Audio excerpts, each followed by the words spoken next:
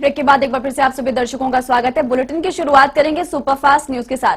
PM Modi आज video conferencing के जरिए 18वें भारत आसियान सम्मेलन में होंगे शामिल। कोरोना महामारी और अंतर्राष्ट्रीय विकास पर होगी चर्चा। कृषि कानूनों को लेकर जारी आंदोलन का समाधान निकालने के लिए कवायद में जुटे कैप्टन अमरिंदर सिंह। आज दिल्ली में गृह मंत्री अमित शाह के साथ अहम बैठक। ड्रग्स केस में शाहरुख खान की बेटी आर्यन खान की जमानत की जंग जारी। बॉम्बे हाईकोर्ट में आज दोपहर 2:30 बजे फिर होगी सुनवाई। एनसीबी खरगेगी दलील।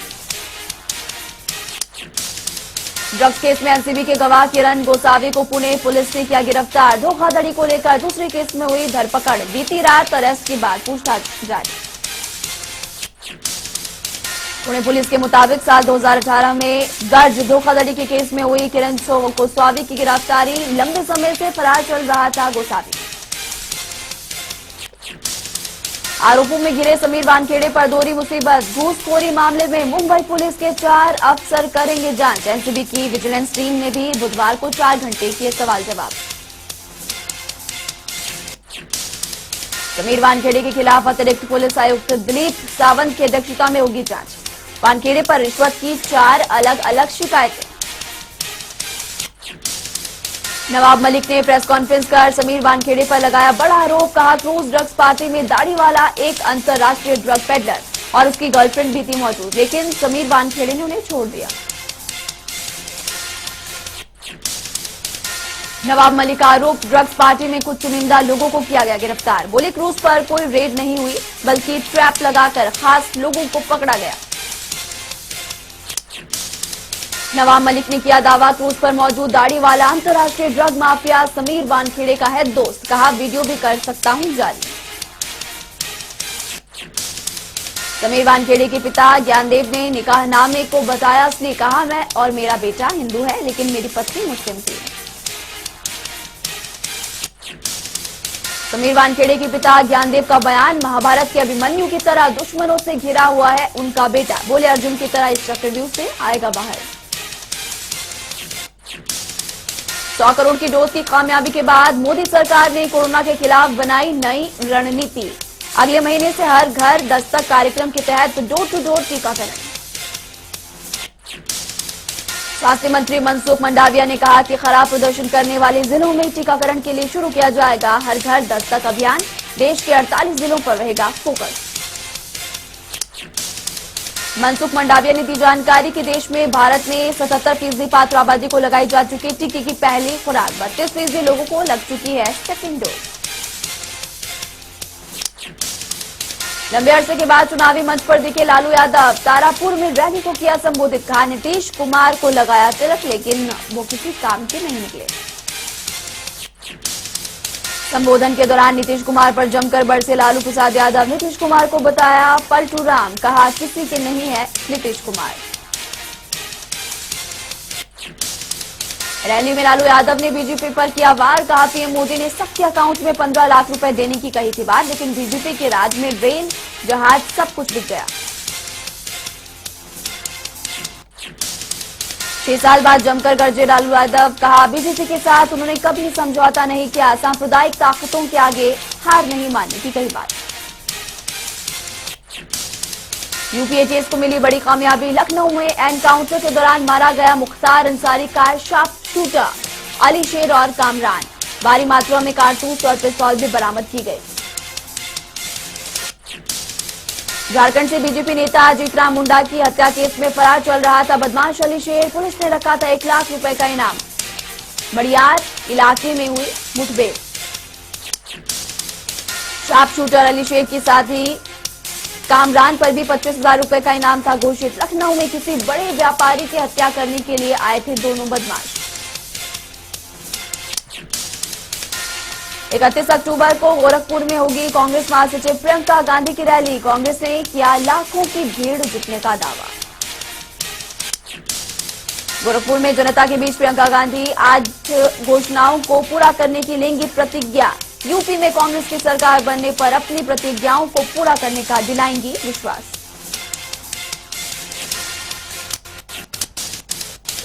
विश्व में जारी है कोरोना का कहर। अब तक 24 करोड़ 57 लाख से ज्यादा केसेज आए सामने। 22 करोड़ 27 लाख से ज्यादा लोगों की रिकवरी।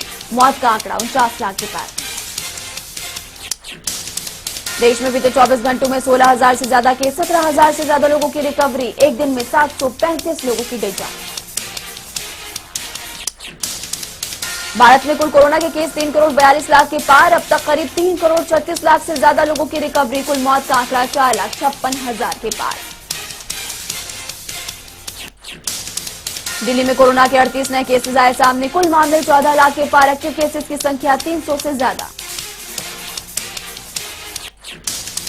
कर्नाटक में बीते 24 घंटों के अंदर 242 नए केसेस। कुल मामले 29,86,000 के पार। राज्य में मौत का आंकड़ा 38,000 से ज्यादा। महाराष्ट्र में कोरोना के 1,000 से ज्यादा केसेस। कुल संक्रमितों की संख्या 66 लाख के पार। 19,000 से ज्यादा लोगों का इलाज अभी भी जारी है। तमिलनाडु में सामने आए करीब 1,000 से ज्यादा केस। कुल मामले 26,98,000 के पार। एक्टिव केसेस की संख्या 12,000 से ज्यादा। राज्य में मौत का आंकड़ा 36,000 के पार।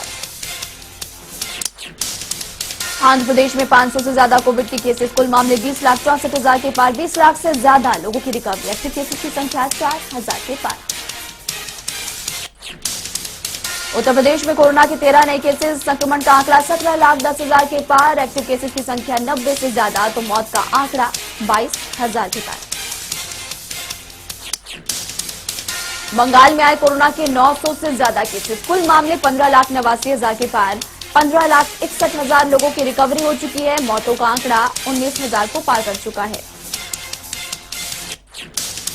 बिहार में बीते 24 घंटों के अंदर 5 नए केसेस। कुल मामले 7 लाख के पार। 40 लोगों का इलाज अभी भी जारी है। हरियाणा में 15 नए कोविड के केस। कुल आंकड़ा 7,71,000 के पार। अब तक 7,61,000 लोगों की रिकवरी। 133 लोगों का इलाज अभी भी जारी। हिमाचल में बीते 24 घंटों के अंदर 261 नए केसेस सामने आए। कुल संक्रमितों की संख्या 2,23,000 के पार। मौत का आंकड़ा 3,700 से ज्यादा। 1,900 केस अभी भी एक्टिव। देश में कोरोना के खिलाफ वैक्सीनेशन अभियान जारी। वैक्सीनेशन का आंकड़ा 103 करोड़ 53 लाख के पार।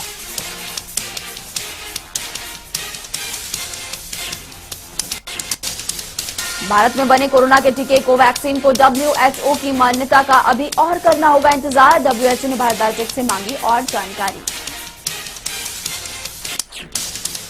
WHO का तकनीकी सलाहकार समूह अब अंतिम मूल्यांकन के लिए 3 नवंबर को करेगा बैठक। WHO की मंजूरी मिलने के बाद कोवैक्सीन का हो सकेगा आपातकालीन इस्तेमाल।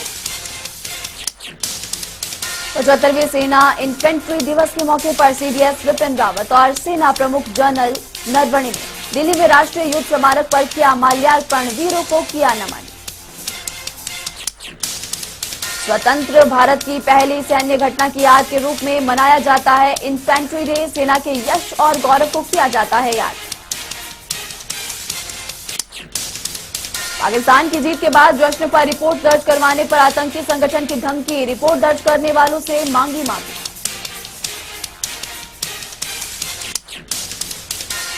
पाकिस्तान की जीत के बाद कश्मीर में मना था जश्न। पाकिस्तान के आतंकी संगठन ULF ने जारी की थी चिट्ठी।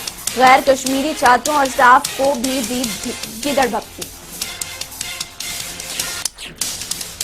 उत्तराखंड के पूर्व CM और कांग्रेस के राष्ट्रीय महासचिव हरीश रावत पहुंचे केदारनाथ। बाबा के दर्शन कर लिया आशीर्वाद। केदारपुरी में चल रहे निर्माण कार्यों का भी पूर्व CM ने लिया जायजा। साधु के साथ भोले की धुन में झूमते नजर आए रावत। आम जनता पर महंगाई की मार जारी। पेट्रोल और डीजल के दामों में एक बार फिर से इजाफा। पेट्रोल 35 पैसे प्रति लीटर महंगा। डीजल में भी 35 पैसे प्रति लीटर की बढ़ोतरी। तेल की कीमतों में हुई बढ़ोतरी के बाद दिल्ली में 108 रुपए 29 पैसे प्रति लीटर बिक रहा पेट्रोल। तो डीजल के दाम 97 रुपए 2 पैसे प्रति लीटर। मुंबई में 114 रुपए 14 पैसे प्रति लीटर बिक रहा पेट्रोल। 105 रुपए 12 पैसे प्रति लीटर डीजल के दाम। जबकि कोलकाता में पेट्रोल 108 के पार।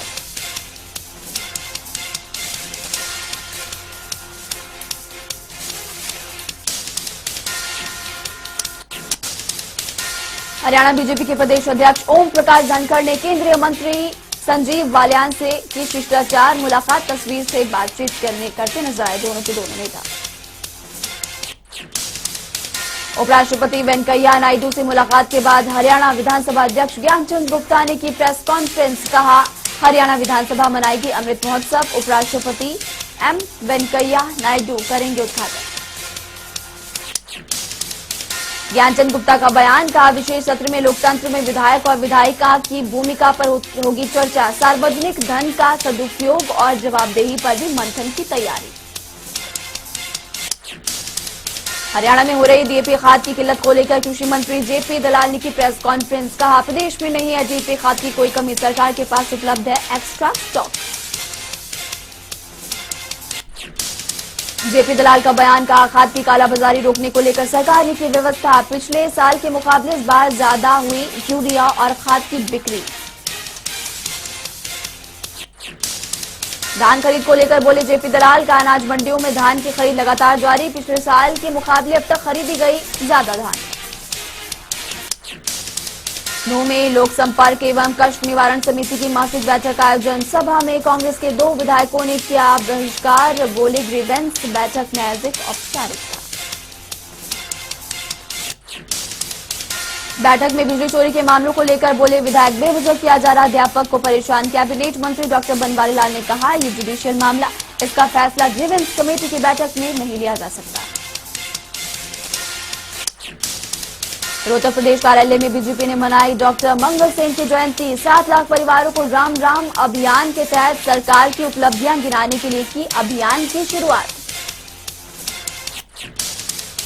फरीदाबाद में मंडल स्तरीय बाल महोत्सव का किया गया आयोजन। विधायक राजेश नागर ने बतौर मुख्य अतिथि कार्यक्रम में की शिरकत। लोगों ने विधायक का किया जोरदार स्वागत।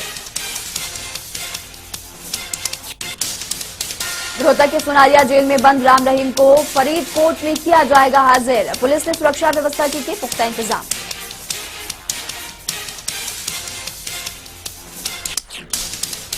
नूंह में राजकीय औद्योगिक प्रशिक्षण संस्थान में लड़कियों के लिए सेविंग टेक्नोलॉजी और कोपा कोर्स की शुरुआत। हरियाणा सरकार ने आईटीआई में दाखिला लेने वाली सभी छात्राओं को 1000 रुपए प्रोत्साहन राशि देने का भी किया ऐलान।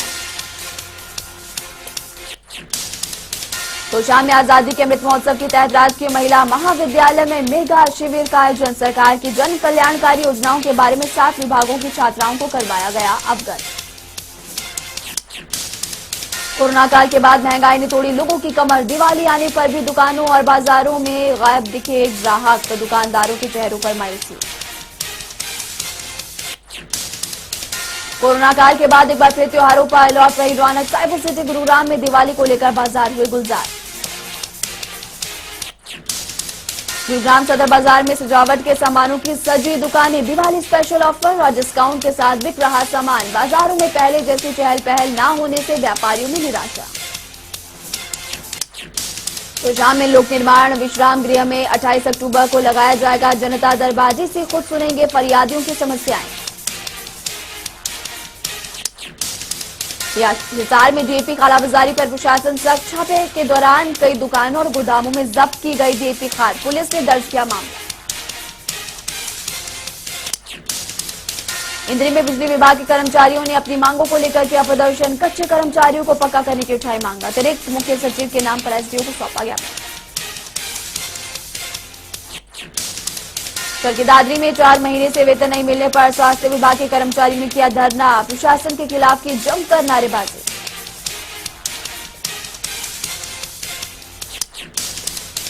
घरौंडा में खाद्य एवं आपूर्ति विभाग ने सरकारी राशन डिपो पर की छापेमारी। डिपो में पीओएस मशीन के रिकॉर्ड के मुताबिक नहीं मिला स्टॉक। गड़बड़ी के आरोपों में गिरे राशन डिपो के मालिक के पास धुआ डिपो की सप्लाई। खाद्य एवं आपूर्ति विभाग ने राशन डिपो को किया सील। फरीदाबाद नगर निगम के लगभग 200 करोड़ के घोटाले की जांच कमेटी की हुई दूसरी बैठक। कमेटी ने नए सिरे से घोटाले की जांच करने का लिया फैसला। जांच कमेटी के सदस्य डिप्टी मेयर मनमोहन गर्ग का बयान। कहा, घोटाले करने वाले दोषियों के खिलाफ होगी सख्त कार्रवाई, नहीं बचेगा कोई भी आरोपी।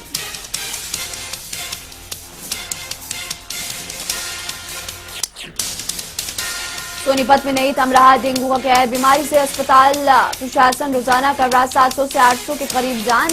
अब तक जिले में 400 से ज्यादा डेंगू के मामले आए सामने।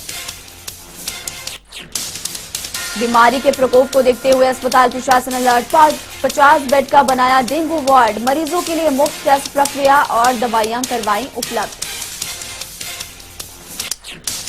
चरखी दादरी में भी बढ़ रहा डेंगू का प्रकोप। अब तक 147 मामले आए सामने। स्वास्थ्य विभाग लोगों को कर रहा जागरूक।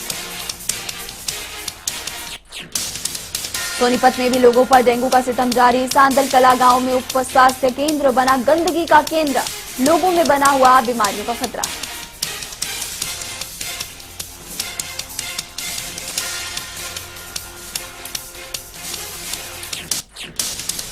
लोगों में सरपंच और जिला स्वास्थ्य विभाग पर लगाया आरोप का कई बार शिकायत के बाद भी नहीं हुआ समस्या का समाधान। सिहोवा में नवनियुक्त पुलिस अधीक्षक धीरज कुमार ने सदर और शहरा थाने का किया निरीक्षण। थाने में की साफ सफाई और दस्तावेजों की सफाई। नए पुलिस अधीक्षक ने थाने में पुलिसकर्मियों के साथ की बैठक। कहा पूरी निष्ठा और ईमानदारी से काम करने के लिए पुलिसकर्मियों को दिया आदेश। त्योहारों को लेकर पुलिस अधीक्षक ने लोगों से की अपील। कहा कोविड नियमों का पालन करते हुए मनाएं सभी त्योहार। फतेहाबाद के एमएस कॉलेज के सामने 2 युवकों की बाइक की चोरी। सीसीटीवी में कैद हुई पूरी वारदात। पीड़ित की शिकायत पर मामला दर्ज कर आगे की तफ्तीश की जुटी पुलिस। रादौर में पुलिस के हाथ लगी बड़ी सफलता। 24 घंटे के अंदर ही अपहरणकर्ताओं को गिरफ्तार कर नाबालिग बच्चे को सकुशल किया बरामद। मामले में 2 आरोपी गिरफ्तार। जानकारी के मुताबिक दोनों आरोपी रिश्ते में हैं पति पत्नी। फतेहाबाद में प्राइवेट बस कंडक्टर पर लगा छेड़छाड़ का आरोप। ग्रामीणों ने की परिचालक की पिटाई। शिकायत के बाद पुलिस ने मामला दर्ज कर शुरू की जांच। नांगल चौधरी में सड़क हादसा। पिकअप ने मारी ऊंट गाड़ी को टक्कर। हादसे में ऊंट की मौत। जुलाना में 2 बाइकों की आपस में टक्कर। मौके पर एक की मौत। सूचना पर मौके पर पहुंची पुलिस ने शव का करवाया पोस्टमार्टम। करनाल में पुलिस को मिली बड़ी सफलता। नीलोखेड़ी की एफसीआई कॉलोनी में एक ही परिवार के 2 सदस्यों की हत्या मामले में आरोपी गिरफ्तार। वारदात के बाद देश छोड़ने की फिराक में था आरोपी। गुप्त सूचना के आधार पर कुरुक्षेत्र बस अड्डे से आरोपी को किया गया काबू। रोहतक जींद रोड के पास खेत में मिला अधेड़ शव। शराब और सल्फास की पैकेट शव के पास से बरामद। जांच के लिए मौके पर पहुंची एफएसएल और पुलिस की टीम।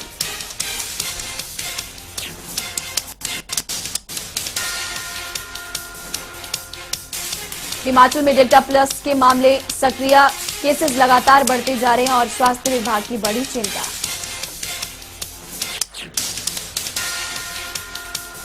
बिलासपुर में चल रही इस राष्ट्रीय वाटर स्पोर्ट्स प्रतियोगिता का आज तीसरा दिन। कबड्डी और पैराग्लाइडिंग के साथ 5000 मीटर प्रतियोगिता का भी किया गया आयोजन।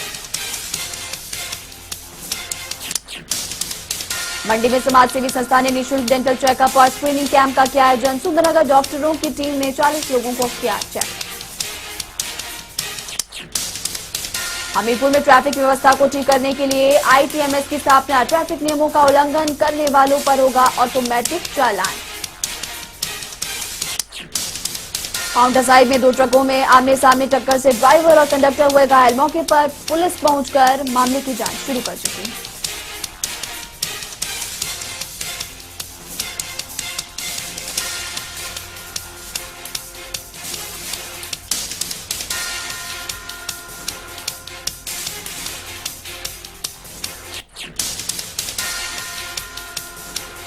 श्री नैना देवी में अवैध रूप से बेची जा रही दवाइयों पर स्वास्थ्य विभाग ने कड़ी कार्रवाई की। दवाइयों को जब्त कर section 18C drugs and cosmetic act के तहत मामला किया दर्ज। काउंटर साइड में बन रहे विद्युत उपकेंद्र में घटिया सामग्री इस्तेमाल करने के लिए उठाए सवाल। मामले की जांच में घटिया सामग्री इस्तेमाल करने के मिले प्रमाण।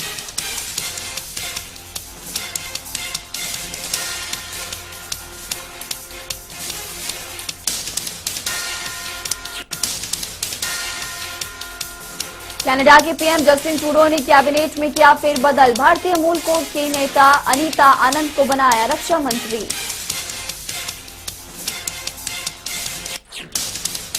पाकिस्तान के पंजाब प्रांत में टीएलपी कार्यकर्ताओं से हुई झड़प में 4 पुलिसकर्मी की मौत, वहीं पर 250 से ज्यादा लोग घायल। मामले को देखते हुए पीएम इमरान खान ने बुलाई मंत्रिमंडल की बैठक।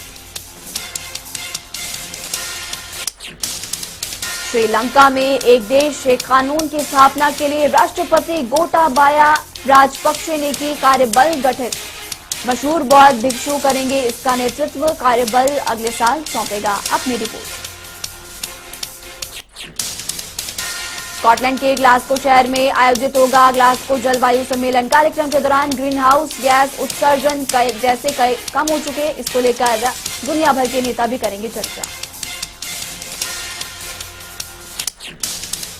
ब्रिटेन में कोरोना वायरस का कहर जारी, संक्रमण के 40,000 से ज्यादा मामले दर्ज। अब प्लान सी का काम करेगी सरकार।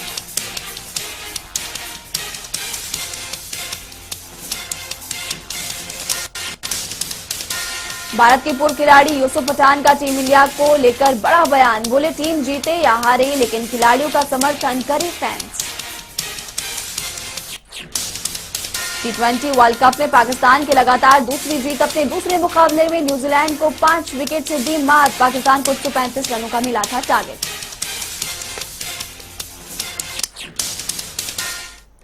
तो सुपरफास्ट न्यूज में अब अगले फलकते हैं, वक्त हो चला एक छोटे से ब्रेक का। ब्रेक के उस पार हरियाणा से जुड़ी हर बड़ी खबर आप तक पहुंचाएंगे। देखते रहिए जनता टीवी।